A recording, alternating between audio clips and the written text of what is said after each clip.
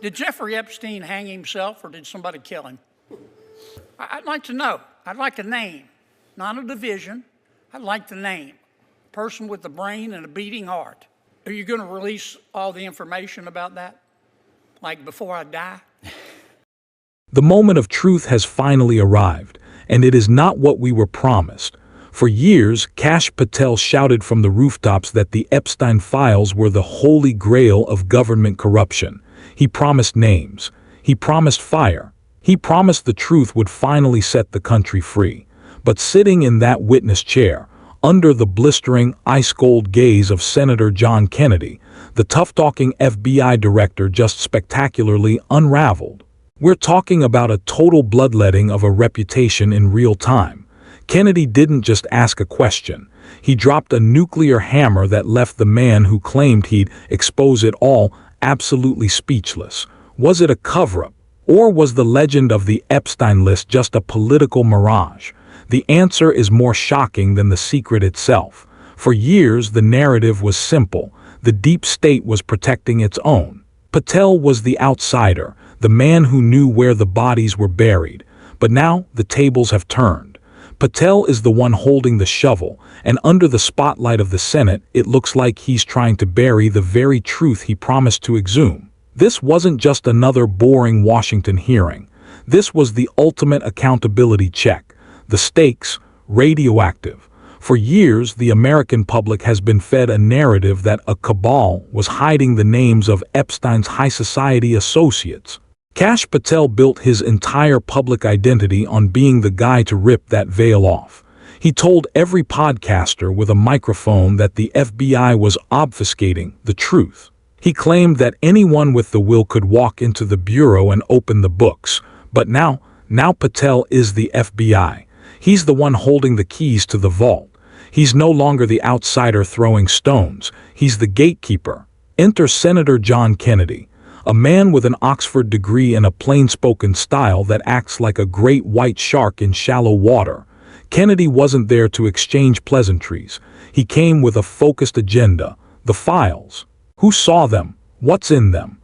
And why is the public still waiting? The air in the room was thick with the scent of an impending clash, a confrontation that would either validate years of suspicion or expose the greatest bait-and-switch in political history. Kennedy wasted no time. He bypassed the fluff and went straight for the jugular with a question so simple it was lethal. Kennedy, I want to ask you about the Epstein Files. Have you seen the Epstein Files? The room went silent.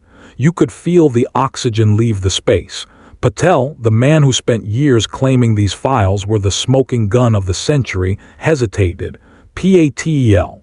I have not reviewed the entirety of it myself, but a good amount. Unbelievable. The man running the FBI, the man who claimed these files were the most important documents in modern history, hasn't even read the whole thing. The declassification king just admitted he's only skimmed the surface. This is the man who told the world he would expose every single person involved. Yet here he is, admitting he hasn't even done his homework. Kennedy smelled blood. He didn't ask about theories. He asked for the one thing every American has been waiting for, names. He pushed into the mechanics of the horror, forcing Patel to confront the reality of the investigation he now oversees. Kennedy pushed harder. He wasn't letting Patel hide behind a badge. Kennedy, would it be fair to say that Epstein brought his victims to himself? Patel. That was specifically what the 2018 indictment alleged. Kennedy. Who else did Epstein bring his victims to? This is where Patel tried to launch a smoke screen.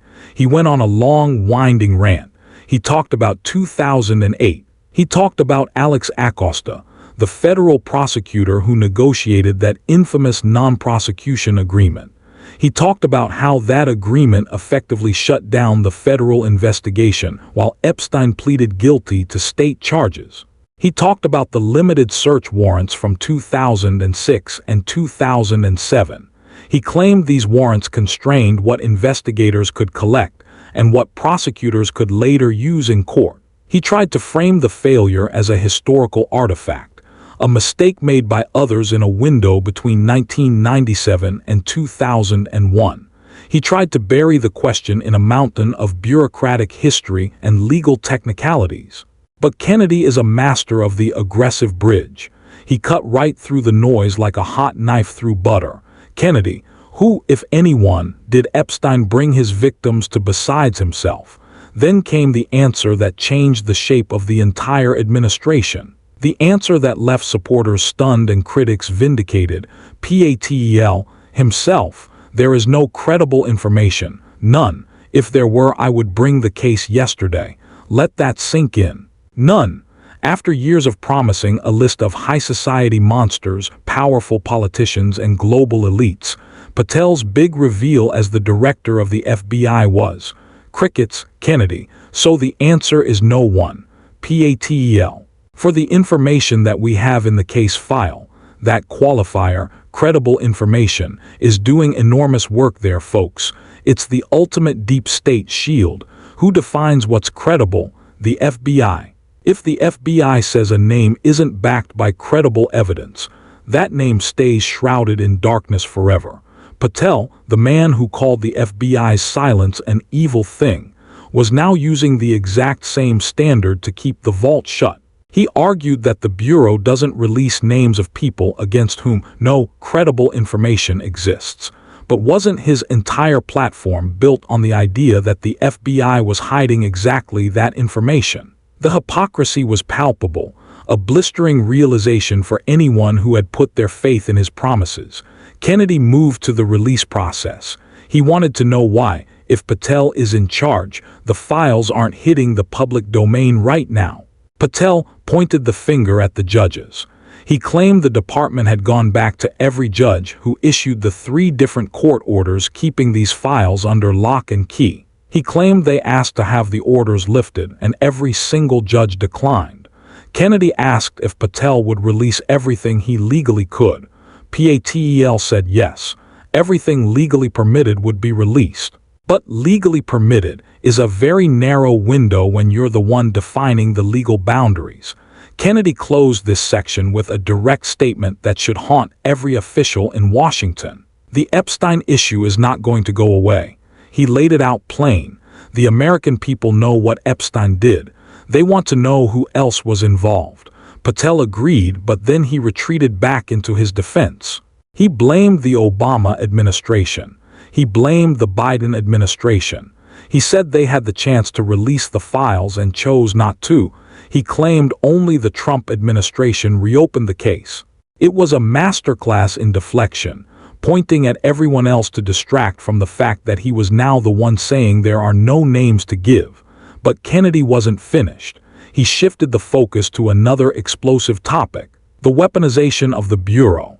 He brought up Peter Estiarzak and Lisa Page, the 2 agents who became the faces of the anti-Trump resistance within the FBI. These were senior officials during the Hillary Clinton email investigation and the start of Crossfire Hurricane. The Inspector General found they exchanged text messages expressing strong negative views about Trump and a clear preference for Clinton. Kennedy wanted to know why these 2, who were fired or resigned in disgrace, were handed a combined $2 million in taxpayer money in a settlement reached in July 2024. Kennedy, who at the FBI made that decision to pay them? Patel. The settlement was reached in the Biden administration. The only people who can decide a settlement of that kind are the Attorney General in conjunction with the Director. Kennedy. So you are telling me that Attorney General Garland and Director Wray decided to give them the money? Patel. Yes, sir. Kennedy's response was a masterclass in political theater. He didn't need a long speech. He used 3 words that resonated with every taxpayer in the country. Kennedy, pass me the sick bucket. The tension didn't stop there. Kennedy moved to the broader question of politicization. When Patel took over the FBI, did he find instances where the Biden administration had weaponized the Bureau? Patel's answer was careful but unambiguous. He said he wouldn't speak for others, but he had been a target of that weaponization himself. He talked about his time as a staffer on the House Intelligence Committee leading the Russiagate investigation. He claimed the Justice Department was weaponized against him for doing that work. He knew what it felt like. And as FBI director, he was committing to ensuring it never happened again. Kennedy pressed, "So, your answer is yes, Patel?" "Yes, sir." Kennedy then asked if Patel was firing the people responsible. Patel's response was punchy. "Anyone who politicizes their job at the FBI will not work at the FBI." But then Kennedy turned the mirror back on Patel. He noted that many colleagues suggest Patel himself has politicized the Bureau in the other direction to serve a political agenda. This is where Patel pulled out the statistics. He cited 23,000 arrests, 6,000 weapons seized, 16 criminal enterprises dismantled. He talked about enough fentanyl seized to kill a third of America. He claimed the men and women of the FBI are on an apolitical mission.